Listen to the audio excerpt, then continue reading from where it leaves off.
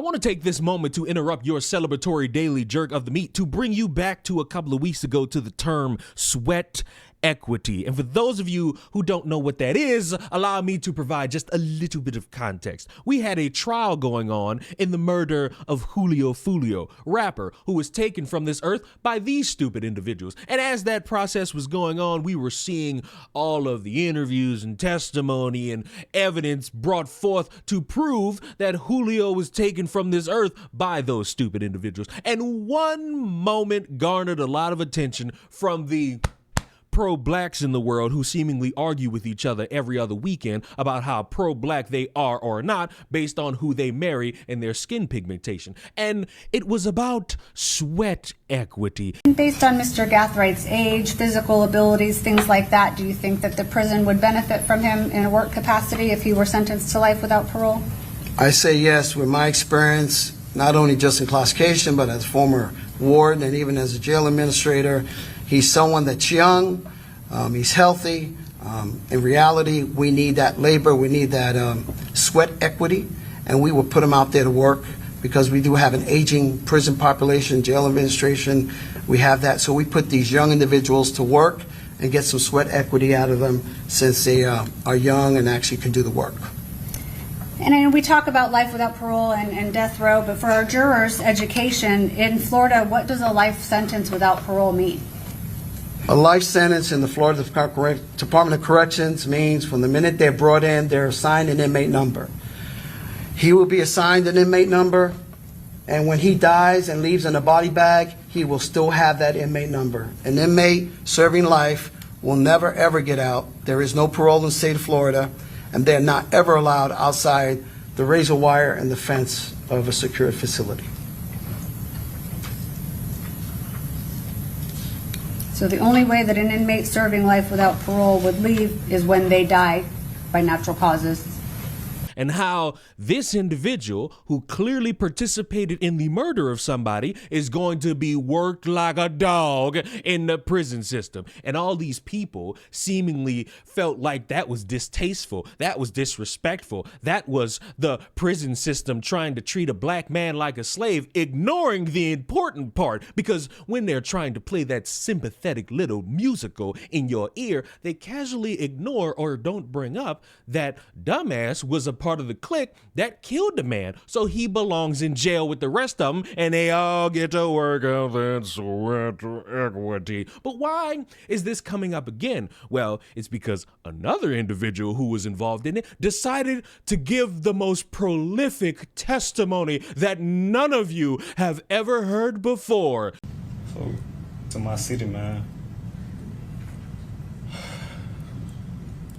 it ain't worth it, boy. Like, it ain't worth it. Like, me being a rapper from my city and Fulio being a rapper from our city, it ain't worth it. Like, my mouth getting dry, sorry. Like, the dissing, the beefing, the shooting, like, for what? Like, for what? Like, when you sitting in your cell alone, cold, it's lonely as hell in that bit. Everybody leave you.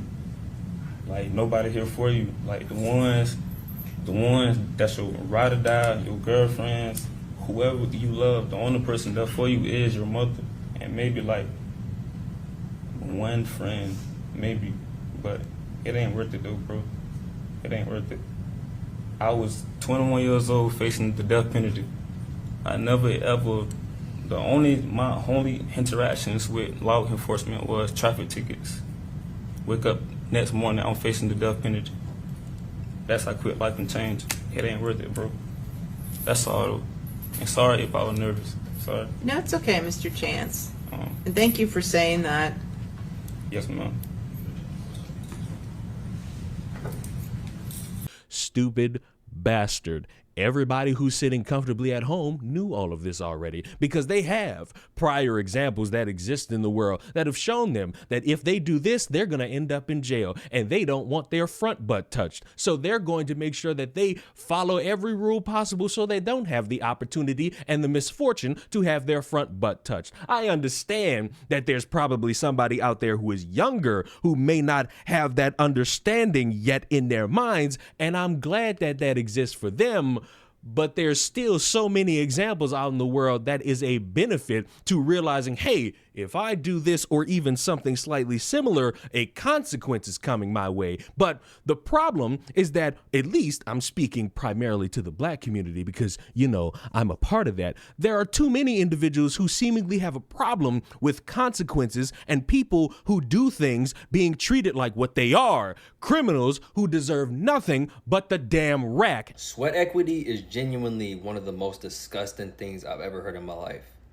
Like the complete dehumanization of another human being on this level it's fucking sickening. And there's so many people that are okay with it because this person committed a violent act. Yes, they should be held accountable. Yes, they should be taken away from society, but they need to be rehabilitated. But that's not going to happen under the United States prison industrial complex. So this kind of shit is not okay.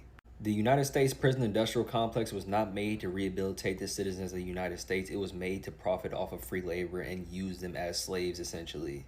And the United States propaganda machine is so cold that it tricks a lot of people into thinking that stuff like this is okay, and it's not, bro. Like, I feel like we shouldn't be making a life or death decision over whether or not a person is healthy enough and young enough to be turned into a slave.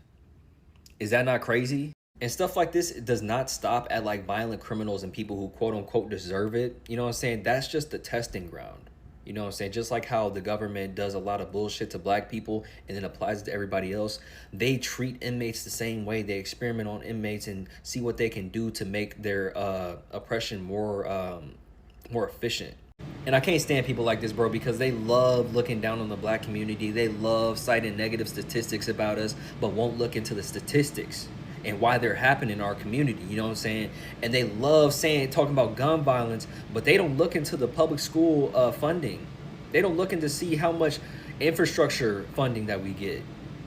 And they damn sure not gonna look into why it's so low. And what's funny about that is when you ingest that layer of stupid, I want to bring something to a lot of people's attention that you may not have heard about because maybe we've all, me included, have been focused a little bit too much on the Carmelo Anthony trial and the aftermath. Maybe you've been clued in to a baby losing his life because of stolen diapers or presumed stolen diapers. We're still in that phase of figuring out all that information. So forgive me if this video comes out after we get that conclusion and I'm a little bit wrong on that subject. Maybe you're a little bit fixated on Rick Chow shooting the black teenager and getting away with it because you can't fathom a concept where a son gives a witness testimony about how a gun was pointed at him, that you may not have noticed that there is a father, a black man, because that's important, who was shot, I believe, 3 times by a black teenager. Now, I know what you're thinking, and I'm going to tell you what happened. The father, how dare he stick up for his daughter who was apparently being bullied, and in an act of doing what any good father would, which is defend their child, they get shot. A man who pleaded guilty to lesser charges for shooting a father who was protecting his daughter last year has been sentenced to 13 years in prison. 19-year-old Jerry Huggins pleaded guilty on Monday to aggravated secondary battery and illegal use of a weapon as part of a plea agreement. Corey Bro was left with significant injuries in the shooting along Newcastle Avenue. He survived and says he wants to be an advocate against youth violence. I shouldn't be here. We shouldn't be here. Like, it shouldn't happen. It's just society as far as like in Baton Rouge nowadays. It sucks, but I mean, I'm just glad we got some type of closure, and I'm ready to move forward and also like maybe push for our legislators to actually kind of have some fail-safes for things like this.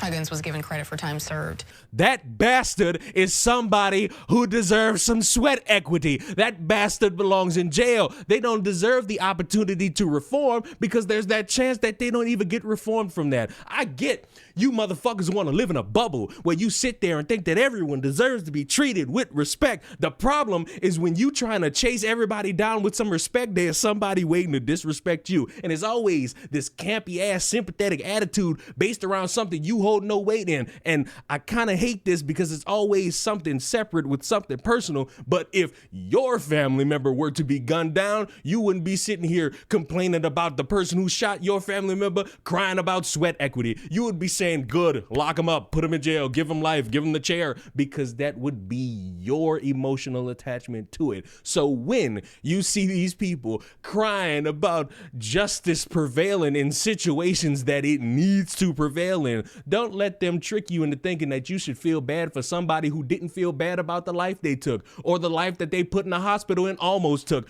or the life that they kidnapped, or the life that they violated. Because at any given waking moment, these type of dumbasses want you to be sympathetic to the wrong thing. And I'm sorry, maybe you watching this are someone who is a forgiving soul, but you are not me, and I don't have a forgiving bone in my body once it reaches that echelon of a circumstance. When you take a life, whether it be somebody random or somebody I know, I'm not gonna feel bad if you have consequences met at your door. That's what the fuck you get. I don't care about your profound awakening after the fact. You should have knew that this was gonna be a consequence when you decided to take a rapper's life, when you decided to shoot somebody, when you decided to violate a body, because this is not new language. This is shit that's existed since before I was born. I'm old. I am 26. I am turning 27 in 2 months. Fuck, I'm closer to dying. But even in my inching closer to death, I realize that certain things I cannot do because it's not legal. It's not lawful, and it will land me in jail. And the sweat equity is something a lot of these fuckers have to do. Black, white, Cherokee, Mexican, indifferent, it don't matter. They all in the prison system having to fucking work over the consequences that put them there. And no amount of a motherfucker sitting there saying, well, I just don't like that, and that's just how the American system treat. No, that's the American system, even in its most fucked up state, somehow getting something right in punishing a criminal. And if you have a problem with that, or if you think somebody possibly deserves a nice talking to after committing a crime of taking somebody's life, fuck you, rot, because you are not somebody I can trust in bettering society. You want to see chaos and you want to play the sad violin because you ain't got nothing better to do. Let me know what you think about sweat equity once again, because as someone who heard it for the first time, I say, fuck it. Tell all these motherfuckers, man, woman, black, white, when you get them cell doors shut, get ready to start sweeping up and putting in that work, because you got a good energetic body, and that's what we gonna put you in, work. Because outside, you didn't want to do that. You wanted to take a life. You wanted to violate a body. So now we gonna put you to work so that you understand that Big Tyrone likes them motherfuckers nice and sweaty. So Judge Cisco, unlike the rest of my co-defendants here, they all are charged with being the alleged shooters and have the same verdicts. However, me, on the other hand, the one who was charged with me for playing the same alleged role as I, gets found not guilty for what I am charged with. Alicia's case didn't contradict the alleged shooters versus the state case. I don't even think it's possible it could have. However, it contradicts mine being the only principal here, because both of our jury's decisions contradict each other. The only nuance is I went to trial with 3 other people who have the same verdict as I, and she didn't. Alicia get found not guilty for my current charge. It wasn't a coincidence. Basically what I'm saying is Alicia and the state alleged that we played, that's getting into like the facts of like the case. Well, that's okay. If I'm hearing you correctly, you are taking issue with the fact that I don't know if she's your current or former girlfriend, but she went to trial. She was convicted of a manslaughter and got 15 years, and now you're here facing life, and that I would assume that seems unjust to you. Is that correct? That's highly unjust. I seen Susie Lopez on the news this morning, and she was saying that justice has been served.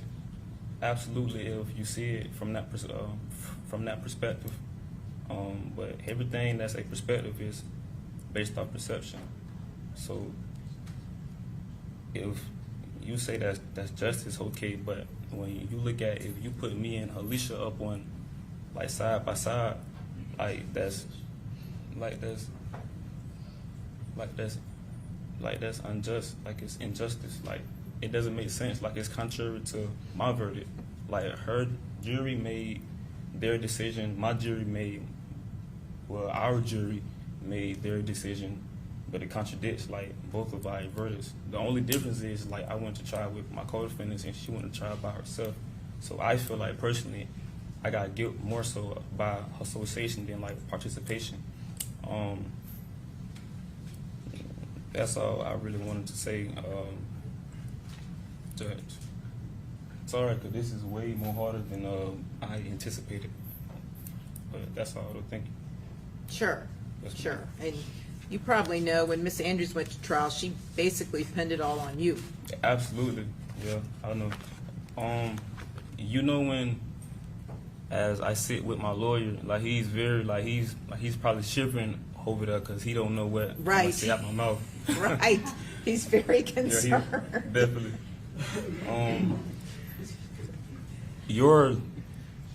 A lot of people don't know, but before you go to trial,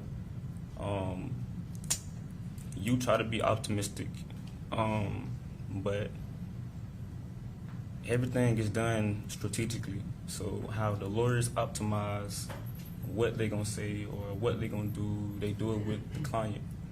You know, I'm not saying what she's saying was wrong or not wrong, or what he wanted her to say, or what she said. You know, but that's all. Though. Mwah! Bye bye.